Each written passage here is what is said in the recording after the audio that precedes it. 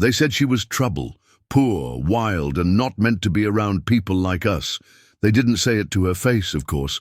They whispered it, laughed it, passed it along like gossip in silk gloves.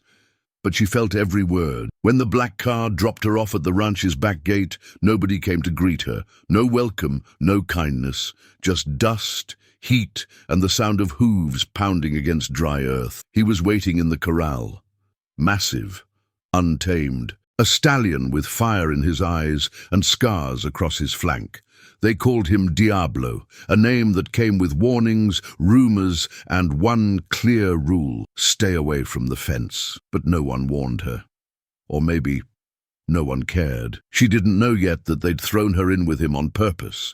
If you believe in second chances, this story is for you. The ranch was a place where money wore boots, and sunburns came with diamonds. Hidden behind manicured fences and imported oak trees, it sprawled across acres of golden land, vast, dry, and quiet. Owned by the Kavanaugh family for 3 generations, the ranch was a summer playground for the elite.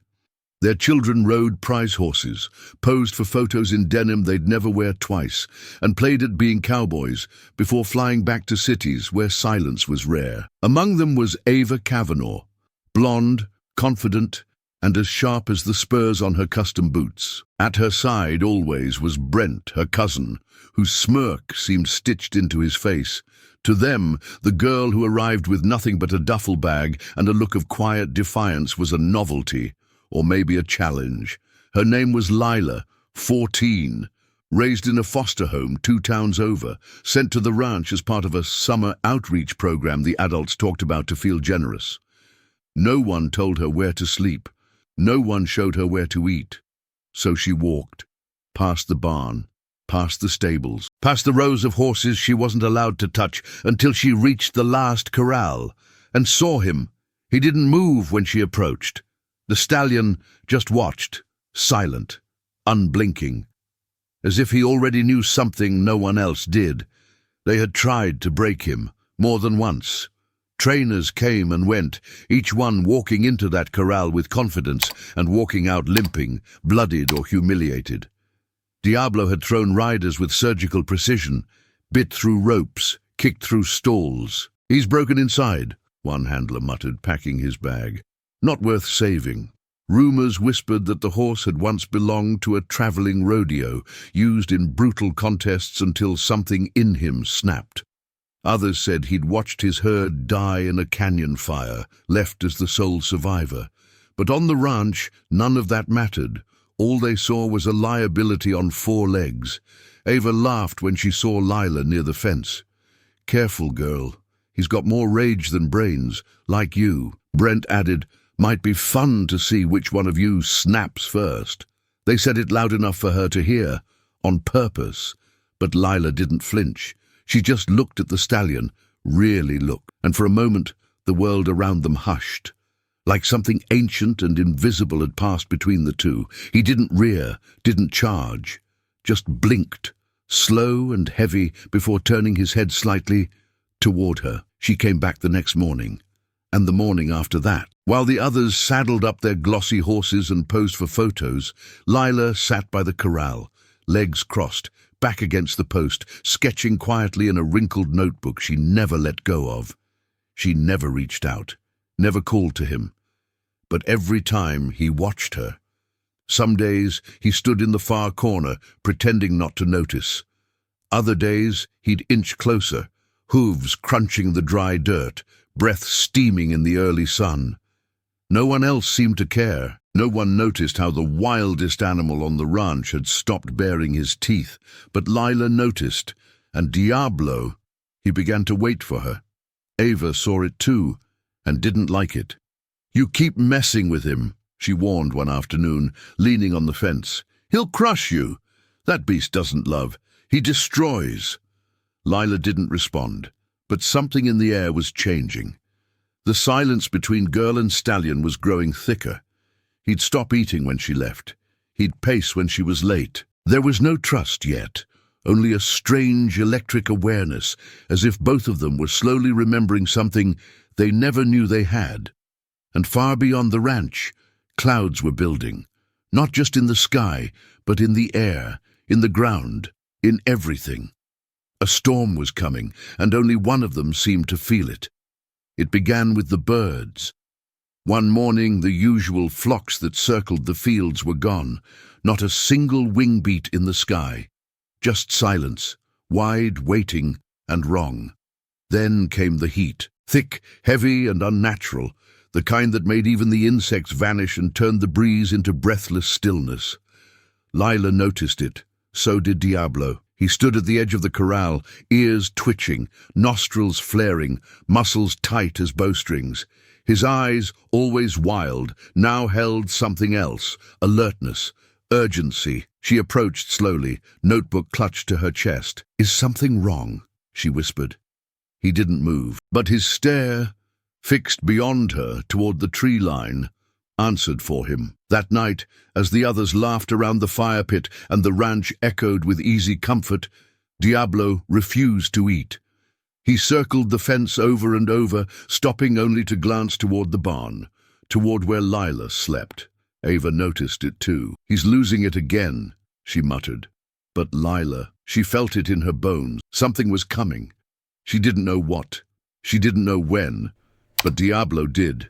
It happened just before dawn. A spark, small and silent, somewhere deep in the hills. A careless flick of a match, a cigarette dropped by a ranch hand who thought the wind had taken it. But the wind hadn't. Within minutes, smoke curled through the trees like fingers. Then came the glow.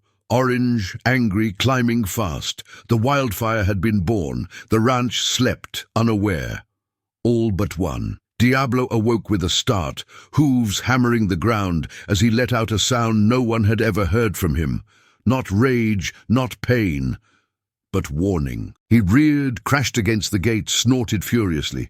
From her small bunk near the hayloft, Lila shot up. The smell hit her next, acrid, sharp, smoke. She stumbled outside, barefoot, heart pounding. That's when she saw it. The eastern sky was glowing, not with sunrise but with fire, fast and hungry, and no one else was awake, except Diablo. He locked eyes with her through the corral fence, wild, desperate, as if begging her to understand. It's coming. Diablo couldn't wait. The wind had shifted, carrying embers and heat down into the valley. The flames weren't far now, a wall of destruction moving faster than anything on four legs. He rammed the gate again and again. His shoulder bled, wood cracked, but he didn't stop. He wasn't trying to escape, he was trying to get to her. Lila ran toward him. "What are you doing? What is it?" Then she saw the fire cresting the hill. It wasn't coming. It was here. She turned, sprinting toward the main house, but her shouts were swallowed by the roar of the wind, the snap of burning branches. No one heard her. She stumbled back to the corral, panicked. "We have to warn them!" Diablo reared once more, and the fence gave way. He didn't charge. He didn't bolt. He ran straight past her, toward the barns, toward the others. He was trying to wake them, to save them. Smoke filled the sky like a curse. Flames licked the outer fences, leaping from tree to tree with terrifying speed. Horses in the lower stables began to panic, whinnying, bucking, crashing against their stalls. Still, the house slept until Diablo broke through. He charged through the barn doors, rearing and thrashing, knocking over buckets and tools, screaming with everything in him. The other horses responded. Chaos erupted. The commotion finally reached the windows of the main house. Brent was the first to look outside. "What the—" Then he saw the fire. "Wake up!" he shouted, banging on Ava's door. "Get out! There's a fire!" Lila had already run to the barn, coughing, eyes stinging. Diablo was inside, herding the panicked horses toward the open gate, nudging them, forcing them out. His flanks were scorched, legs trembling, but he didn't stop. Ava stumbled outside just in time to see it, the wild stallion, the monster, the lost cause, leading the herd to safety, and Lila, barefoot, soot-covered, running right beside him. One of the beams cracked above. Lila didn't see it, but Diablo did. With a desperate surge, he shoved her sideways just as the flaming wood crashed down where she had stood. He stood over her, shielding her with his body, chest heaving, legs shaking. Everyone saw it, and no one could say he was a beast after that. The fire was finally contained by noon. Firefighters said the ranch had been minutes from turning to ash. And if it weren't for the early warning, for the evacuation of the animals, they would have lost everything. But no one credited Diablo at first. They were too stunned, too shaken. He stood alone under a charred oak, blood streaking down his flank, head lowered. Lila stayed by his side, one hand on his shoulder, the other brushing ash from his mane. "He saved us," she said softly. "All of us." At first, no one responded. Then Ava stepped forward. For the first time, without sarcasm or superiority, she spoke plainly. "I thought he was dangerous." Brent nodded slowly, eyes fixed on the stallion. "Turns out we were." Later that day, while the ranch hands cleaned up and the smoke settled into memory, Lila stood beside Diablo in the open field. "He needs a name," someone said. "He already has one," Lila answered. "But I think it means something different now." From that day forward, Diablo stayed, not as a warning, but as a legend. He was no longer kept behind fences.